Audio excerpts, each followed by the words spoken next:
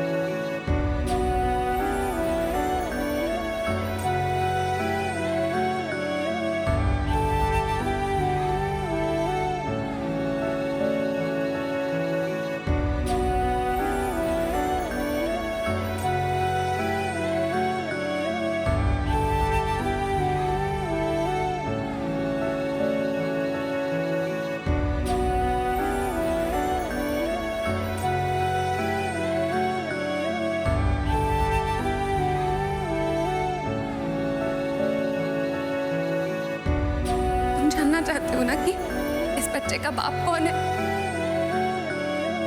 तुम करण।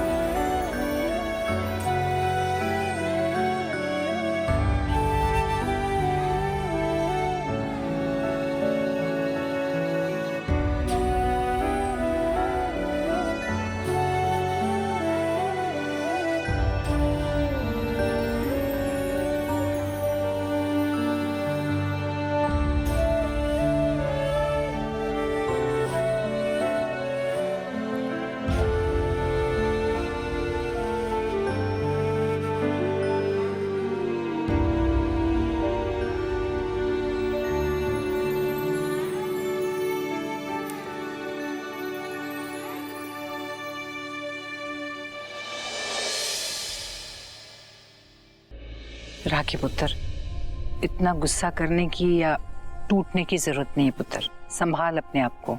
मम्मी जी कैसे संभालूं मैं खुद को? आप तो जानते हैं ना, सोनाक्षी की शादी में जो कुछ भी हुआ बहुत गलत हुआ। करण और प्रीता के रिश्ते में दरार आ सकती है मम्मी जी, उनका रिश्ता टूट सकता है। इतने अरसे बाद हमारी जिंदगी में थोड़ी सी खुशी आई जब प्रीता ने हमें बताया कि वो माँ बनने वाली है। मेरे बच्चे पति पत्नी से माँ बाप बनने वाले थे। उनकी जिंदगी में एक नई शुरुआत होने जा रही थी। लेकिन देखिए ना क्या हुआ। सोनाक्षी का बीता हुआ कल उनके आज के बीच में आ गया। उस लड़की का बीता हुआ कल करण प्रीता के आज पे भारी पड़ गया मम्मी जी। शायद मेरे बच्चों को किसी की नजर लग गई। मुझे तो इस बात का डर लग रहा है कि कहीं सोनाक्षी की वजह से करण प्रीता के बीच में गलतफहमियां बढ़ ना जाए, उनके रिश्ते में प्रॉब्लम्स बढ़ ना जाए मम्मी जी। भाभी, जैसा आप सोच रही हैं सब कुछ भी नहीं होगा। आप टेंशन मत लीजिए, बहुत जल्द सब कुछ ठीक हो जाएगा, बिल्कुल पहले जैसा। आप टेंशन मत लीजिए। कैसे सब कुछ ठीक होगा करीना दी, मुझे बताइए ना। क्या आपको कोई रास्ता नजर आ रहा है करीना दी? नहीं ना, जानती हूँ आप ये सिर्फ मेरा मन रखने के लिए कह रही हैं। सच तो ये है कि करण ने प्रीता को धोखा दिया है।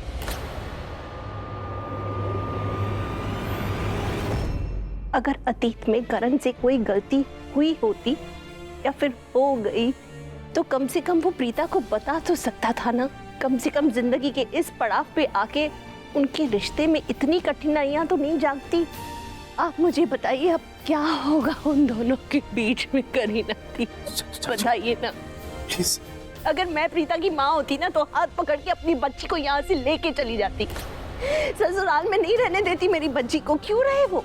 जिसके पति ने उसे धोखा दिया उसी पति के घर में रहे। अब कुछ समझ में नहीं आ रहा है करीना दी कि कैसे हैंडल करें इस सिचुएशन को।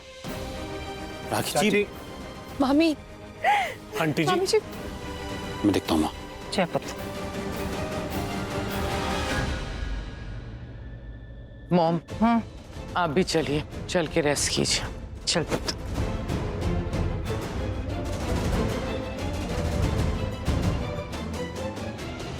चलिए पृथ्वी जी, हम भी चलते हैं।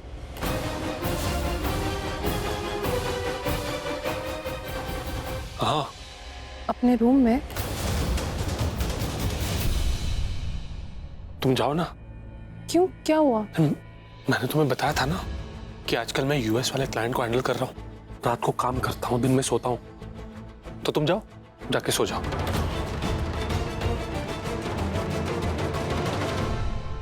Good night. गुड नाइट भाभी जी। पृथ्वी जी, आप अपना काम हमारे रूम से भी तो कर सकते हैं ना। अरे यार तुम जाओ ना यार। अपसेट क्यों हो रहे हैं आप?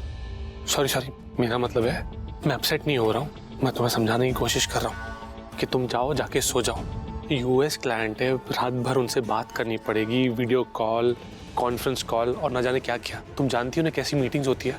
अभी रिसेंटली मुझे बहुत लॉस हुआ है, तो बहुत डिस्कशंस होंगी, आर्ग्यूमेंट्स होंगी।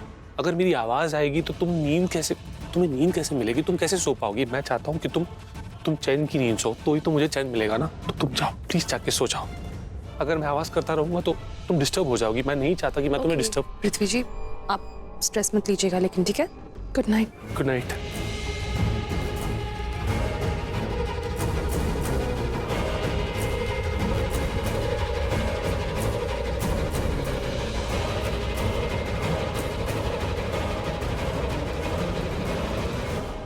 रात हो चुकी है और अक्सर लोग रात को सोते हैं, चैन की नींद सोते हैं, सपने देखते हैं, पर मुझे नींद ना आए, चैन ना आए। क्यों?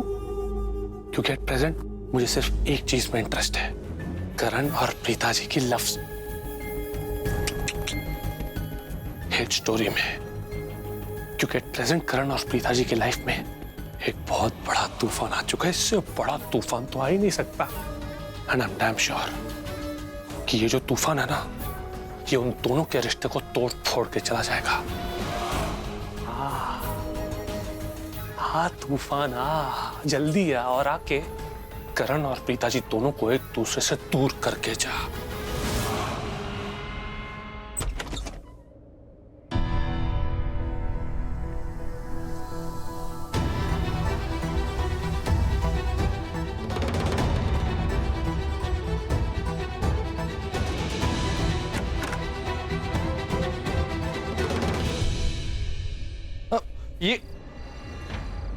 ये क्या कर रही हो? गेस्ट रूम में जा रहे हैं सोने। प्रीतम,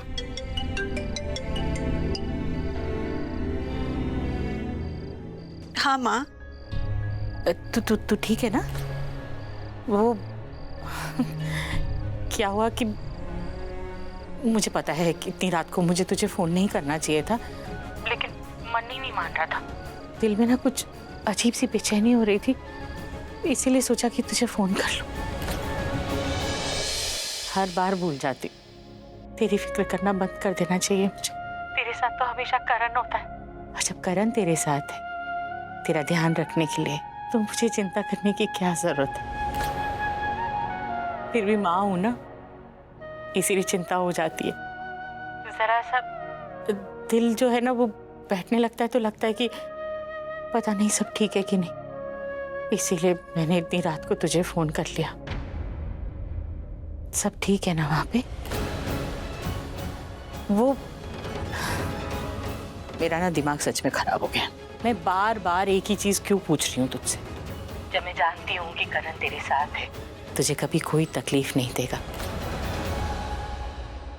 जरा सी आँच आएगी ना तुझ पे, तो ढाल बन के खड़ा हो जाएगा, सारी दुनिया से लड़ जाएगा, लेकिन तेरी आंखों में आंसू नहीं आने देगा। उसकी वजह से तू हमेशा मुस्कुराती ही रहेगी। तुझे पता है मेरा ना दिमाग खराब हो गया। मैं बिना दरवाजा बंद करे ही सो गई। वो तो अच्छा हुआ कि चौकीदार बाहर घूमता रहता है, इसलिए अंदर कोई चोर चक्का नहीं आ गया। और वो दिया, अखंड दिया, मुझे लगता है मैं जलाना ही भूल गई थी, इसीलिए अजीब अजीब से वहम आ रहे थे दिमाग में। और एक तो सृष्टि भी घर पर नहीं है ना, वो होती है ना तो उसकी बक और उन सब में मैं ज्यादा टेंशन लेती ही नहीं तो जब भी मन में कोई अजीब सा महसूस होता है ना, तो लगता है तुझे फोन कर लूं, सब ठीक है कि नहीं। अगर अजीब सी खुशी महसूस होती है, तब भी मन करता है कि तुझसे बात कर लूं, कि जरूर कोई खुशी की बात होगी। तू अपने ससुराल तो चली गई है, लेकिन माँ के मन से बच्चा कहाँ दूर जाता है? अच्छा ठीक है, मैं तुझे ज्यादा परेशान नहीं करूंगी। तो कुछ बोल क्यों नहीं रही है? सब ठीक है ना? हाँ ठीक हूँ माँ, बस थोड़ी थकान हो गई। थकान तो होगी ना। अब देख, शादी में गई थी, कितने सारे फंक्शन होंगे वहां पर, नाची होगी, गाई होगी, तो अब घर आकर आराम कर ले, थकान हो जाती है। अरे पता नहीं इतनी रात को कौन आ गया, खटखट हो रही है दरवाजे पे। सृष्टि और जानकी आंटी आए होंगे, हम अभी घर पहुंचे ना, तो वही आए होंगे। आप दरवाजा खोल लीजिए, बाद में बात करते हैं। हाँ, चल चल, तू आराम कर ले। और सॉरी हाँ, मुझसे रहा ही नहीं गया। तू अच्छी भली सो रही होगी, आराम कर रही होगी, और मैंने तुझे ना ऐसे ही तंग कर दिया। चल बेटा, ध्यान रखना, मैं कल फोन करती हूँ। हाँ, अच्छा मेरा बेटा।